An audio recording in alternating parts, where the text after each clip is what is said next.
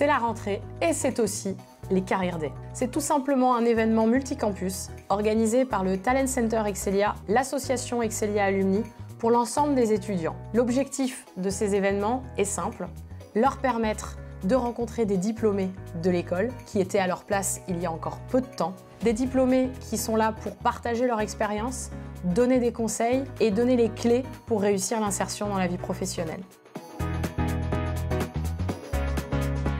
Alors un conseil à un étudiant pour se démarquer, je dirais qu'il y en a deux. Ce serait de valoriser ses différences pour en faire des forces et vraiment montrer en quoi ça peut être des forces pour l'organisation qui vont rejoindre. Et le deuxième conseil que je donnerais, c'est d'être goal-oriented et d'être un problem solver parce qu'on a besoin de gens qui savent faire avancer des sujets, qui savent faire avancer des dossiers.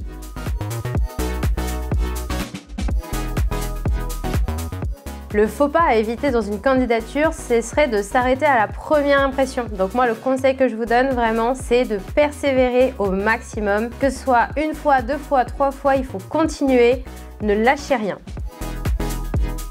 Alors pour trouver son premier job, alors je conseillerais à la personne qui est diplômée de faire appel à son réseau immédiat. Les personnes avec qui il a été à l'école, qui ont déjà trouvé, les personnes qui ont été peut-être diplômées 1 ou 2 ans avant, parce qu'on sait qu'avec le jeu des associations, ils ont peut-être tissé des liens ensemble. Et je dirais aussi de faire attention à son image. Aujourd'hui, on est dans l'ère du personal branding, donc utiliser les bons mots-clés, utiliser les bonnes couleurs sur ses réseaux, que ce soit LinkedIn ou les autres, peuvent faire mouche pour taper dans l'œil du recruteur.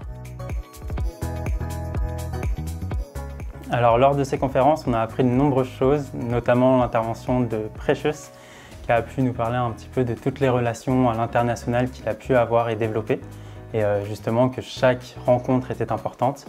Également l'intervention de Charlotte, qui nous a permis de découvrir l'utilisation de l'intelligence artificielle pour pouvoir recruter plus facilement ou alors candidater tout simplement.